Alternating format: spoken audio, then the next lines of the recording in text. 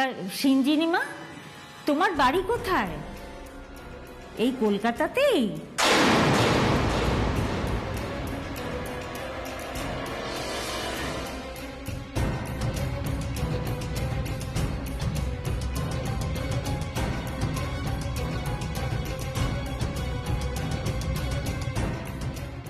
কাকিমা, সিঞ্জিনী আমাদের বাড়িতেই আছে।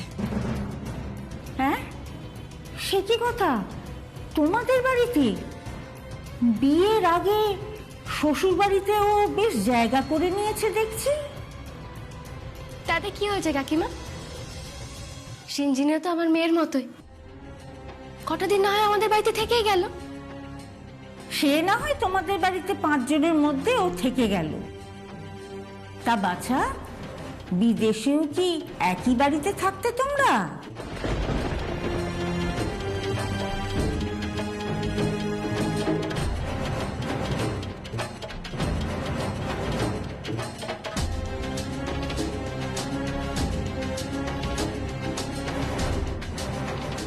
কাকিমা, ওই যে কিছুক্ষণ আগে আপনাকে বললাম ওরা আধুনিক যুগের ছেলে মেয়ে। দেখুন, ওদের কাছে সম্পর্কের মূল ভিত্তি হলো বিশ্বাস। আর ওরা যখন একসঙ্গে থাকার মতো বিশ্বাস দুজন দুজনকে করতে পারছে, তাহলে একসাথে থাকতে দোষ কি? আর দেখুন, ডোডো সিঞ্জিনী দুজনেই তো বিদেশেই বড় হয়েছে, আর বিদেশের সংস্কৃতিকেই ওরা আপন করে নিয়েছে। তবে দেখুন, ওরা দুজন কিন্তু নিজেদের শিকড় ভোলেনি, ঠিক দেশে ফিরে এসেছে বিয়ে করার জন্য।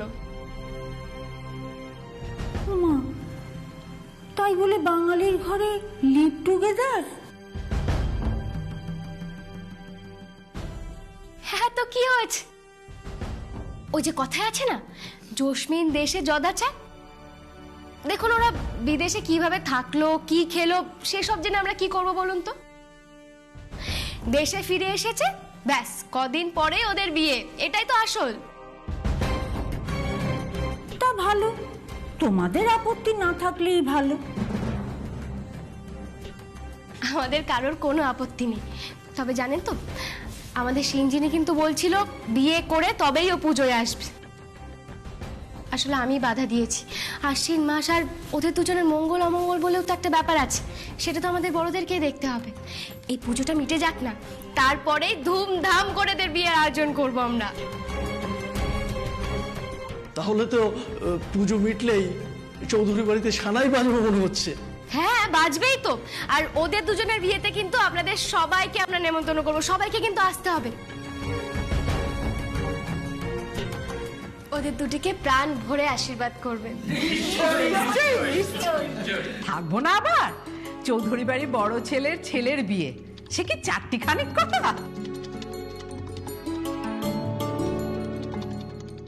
তা যাই বলো শ্যামা, আমি হলে বাবা মানতে পারতাম না। বিয়ের আগে ছেলেমেয়েরা এক বাড়িতে থাকবে, এ কখনো আমাদের দেশে মানায়?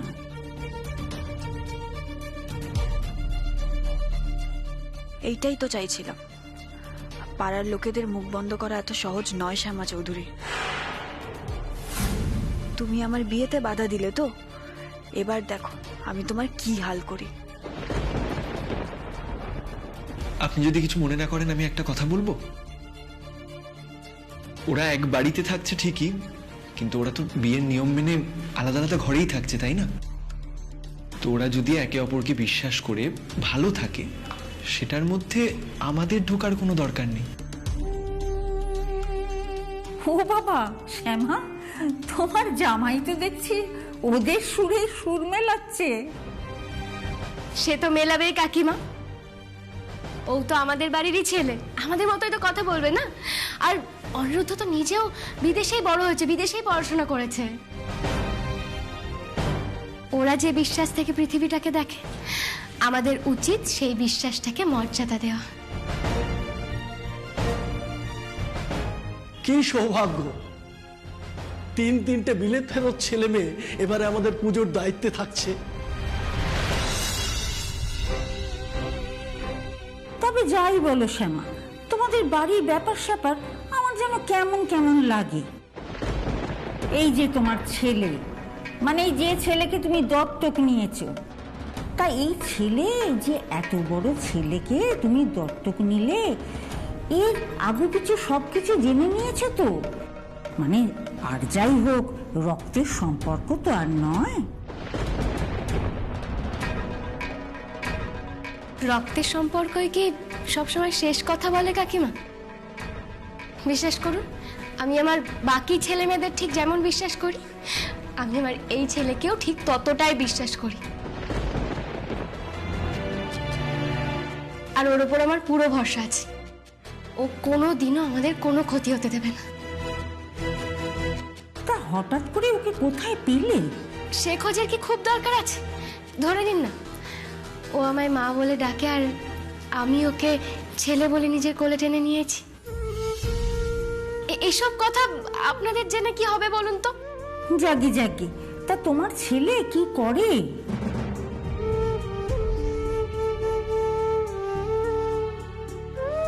তোমাকে বড় চেনা চেনা লাগছে শিবা। আচ্ছা, তুমি কি ওই পণ্ডিতিয়া বস্তির দিকে থাকতে কখনো?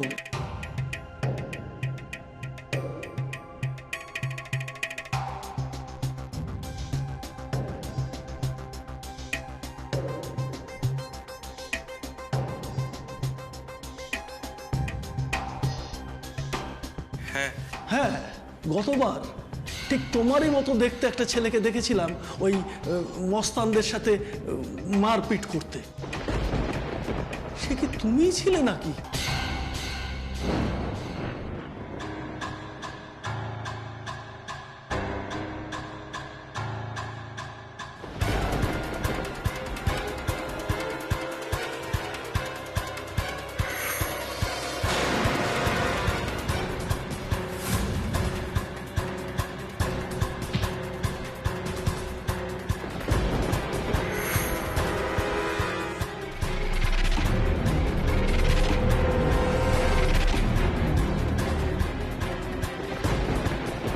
আপনি ভুল দেখেননি কাকা, শিবা আগে পণ্ডিতিয়া বস্তিতেই থাকতো, আর ওটাই ওর জীবন ছিল।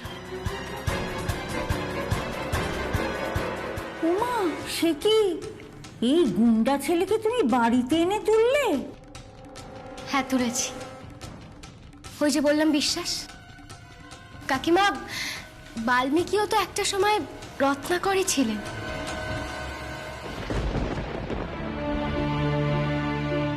আসলে কি বলুন তো,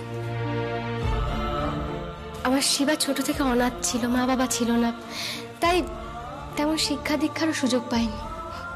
কিন্তু আমি ওকে নিজের মতো করে গড়ে পিঠে নিয়েছি। ওর মধ্যেও ভালো মানুষ আছে। আপনারা দেখবেন সবার মতো ও একদিন প্রতিষ্ঠিত হয়ে যাবে। তাই বলে একটা অনাথ ছেলেকে নিয়ে এত আদিক্ষেতা?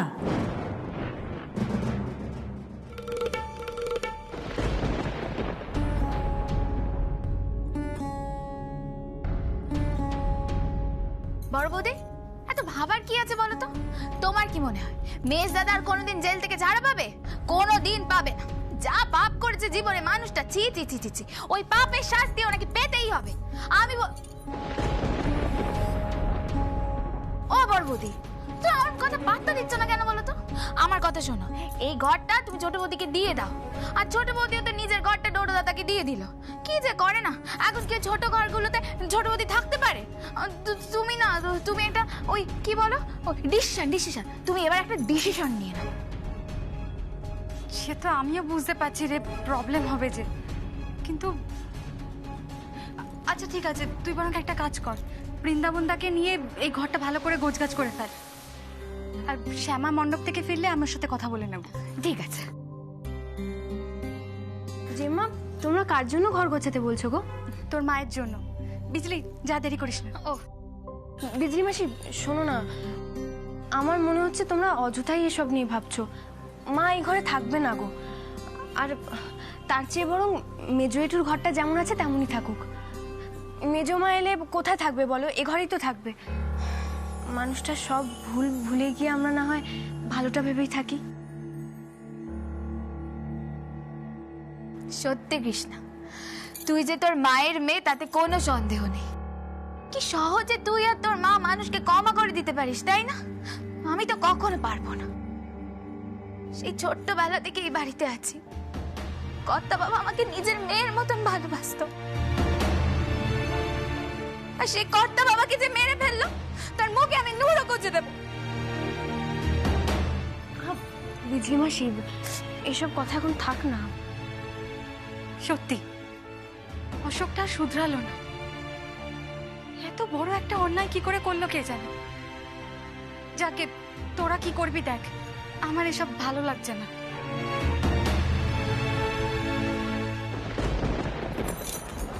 এই শোন, আমারও এত কথা বলতে ভালো লাগছে না, আমারও মন মেজাজ ভালো নেই। তোর মাকে ওই ছোট ঘরে থাকতে দিতে আমার মন চায় দিচ্ছে না। আমার ছোট বৌদি একজন শিল্পী মানুষ, কত বড় গায়িকা সে, তার কত সাধনার জীবন। বাড়িতে ওই মাটিতে বসে রেয়াজ করে সকালবেলা, আবার ঠেঙে অন্তত পুজো দিতে যাবে, তা হয় নাকি? বিজলি মাসি, আমি তোমার কথা বুঝতে পারছি, কিন্তু মা হয়তো এই ঘরে থাকতে রাজি হবে না গো। তাহলে তুমি আর তোমার মা মিলে ঠিক করো কি করবে। আমি যাচ্ছি, অনেক কাজ আছে।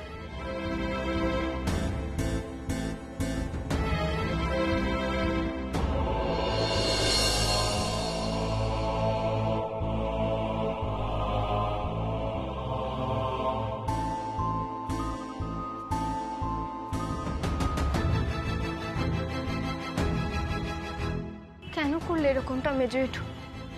আমরা সবাই তোমাকে কতটা ভালোবাসতাম, সম্মান করতাম। নিজের পরিবারের সঙ্গে এরকমটা তুমি করতে পারলে?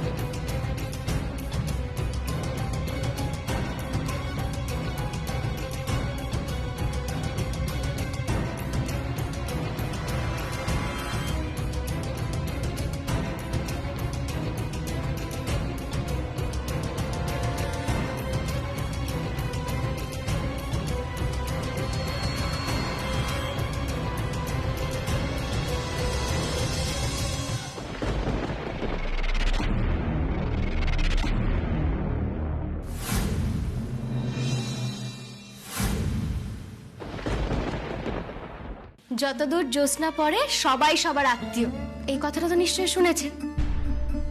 দেখুন, আপনিও তো আমার কেউ হন না। আপনি যদি বিপদে পড়েন, আমি কি আপনার পাশে গিয়ে দাঁড়াবো না? দাঁড়াবো বলেই তো আমরা মানুষ। শিবার আসল পরিচয় হলো শিবাও একজন মানুষ। বসন্তদা চলে গেলেন, আর তারপরেই তো তোমাদের বাড়িতে লোক বেড়ে গেছে দেখছি। আপনি তো বাবাকে বড় বড়ই চিনতেন। বাবা তো সবসময় এটাই চাইতেন যে বাড়ি সবসময় লোকজনে ভরে থাকুক। আর এই যে সিঞ্জিনি, ওর মা বাবা কোথায় থাকে? নাকি ও অনাথ?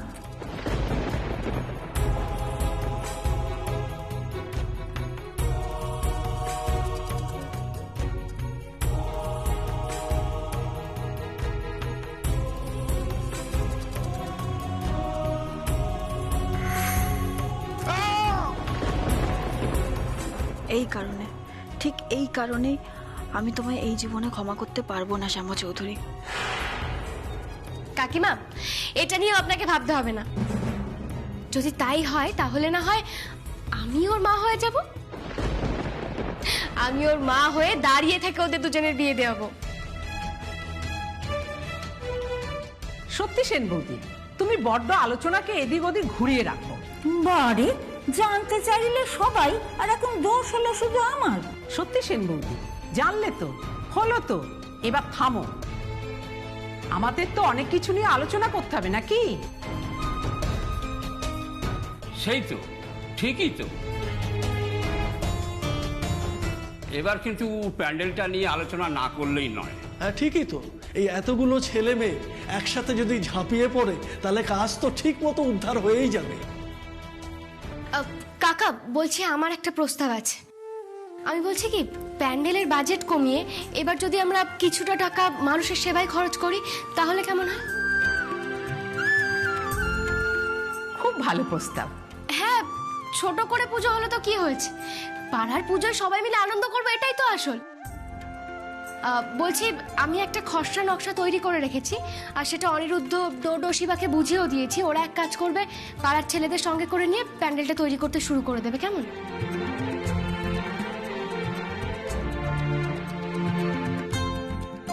যাক, 18 বছর পর এই পাড়ায় আবার তোমার ডিজাইনের প্যান্ডেল হবে। কাকিমা, আমাদের সিঞ্জিনিও কিন্তু খুব গুণী মেয়ে। এবার কিন্তু আমাদের এই পুজোয় সিঞ্জিনিও থাকবে। সে থাকে থাক, তবে আমার মুখ তো তুমি বন্ধ করেছো, কিন্তু ওকে যখন প্যান্ডেলে নিয়ে যাবে তখন 5 জনের মুখ কিন্তু তুমি বন্ধ করতে পারবে না। কেননা এ পাড়াতে বিয়ের আগে শ্বশুর বাড়িতে কেউ তো কখনো থাকেনি, তাই সবাইকে কি উত্তর দেবে সেটা ভেবে রেখো। এসব নিয়ে আপনাকে ভাবতে হবে না। প্যান্ডেলে আমাকে যতজন যা জিজ্ঞাসা করবে আমি সবার সব প্রশ্নের উত্তর দেব। বলছি আমি যে নকশাটা তৈরি করেছি সেটা তো আমাদের ওই পুজো গ্রুপে পাঠিয়ে দেবো, ঠিক আছে, কিন্তু কোথায় কি হবে মোটামুটি এখন একটু বলে রাখি সবাইকে।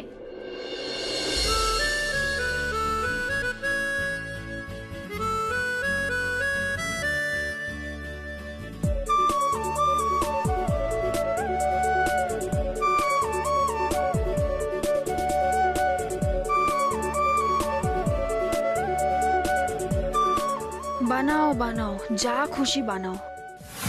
একদিন এই পুজো মণ্ডপে আমার মাকে হেরে ফিরে যেতে হয়েছিল, সেটা আমি ভুলিনি শ্যামা চৌধুরী।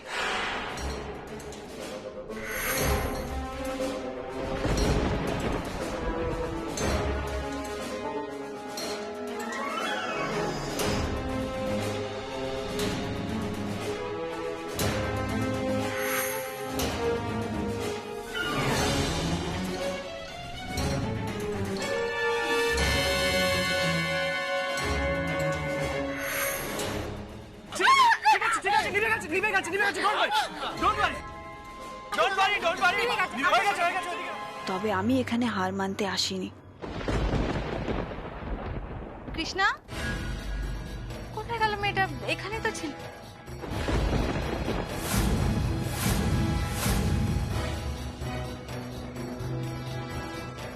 কৃষ্ণা, কৃষ্ণা, কৃষ্ণা, মা চোখ খোল। কৃষ্ণা, কি হয়েছে তোর? দেখো না কৃষ্ণা।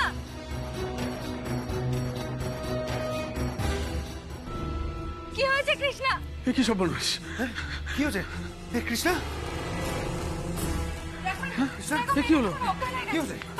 দিদি ভাই, ওকে তোলো, ওকে তোলো। কি হয়েছে? আস্তে করে, আস্তে পড়ে যাই। আমি ধরছি, পারে তোলো। হ্যাঁ, আস্তে করে।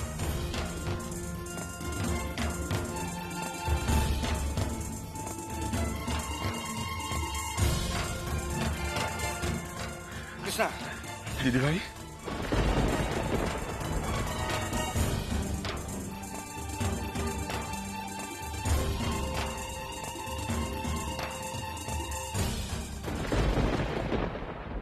তাহলে এবার আসি সাংস্কৃতিক দিকটা। এইটাই আসল কথা। 5 দিন ধরে গান বাজনা না হলে পুজোটাকে পুজো বলে মনেই হয় না। একদমই তাই। মনে পড়ে গেল ওই পুজো মণ্ডপেই তুমি কত গান গাইতে, আর বসন্ত দাও তোমাকে কতই না উৎসাহ দিত গান গাওয়ার জন্য।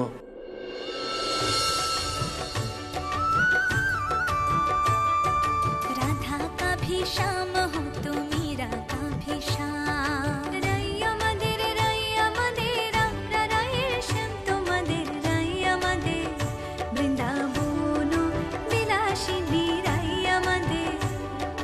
लोग करे मीरा को यूं ही बदनाम, श्याम तेरी बंसी पुकारे राधा नाम, श्याम तेरी बंसी पुकारे राधा नाम। আমরা রায়ের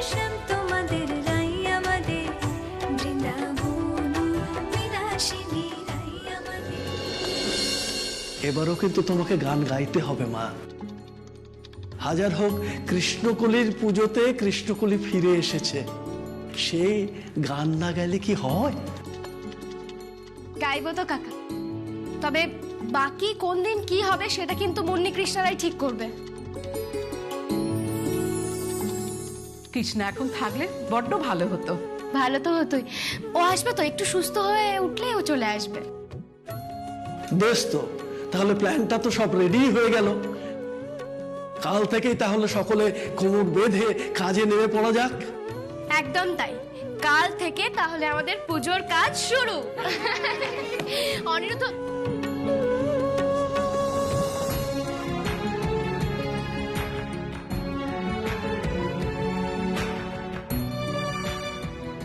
খুব পপুলার তুমি, তাই না শ্যামা চৌধুরী?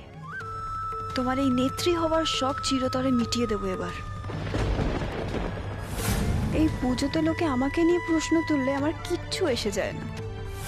তোমার সর্বনাশ আমি এই পুজোতেই করব। আমার মায়ের বাকি রেখে যাওয়া কাজ আমি শেষ করবই। মা, বাবা, তোমাদের মেয়ে এবারের পুজোতে তোমাদের প্রতি হওয়ার সব অন্যায়ের বদলা নেবে।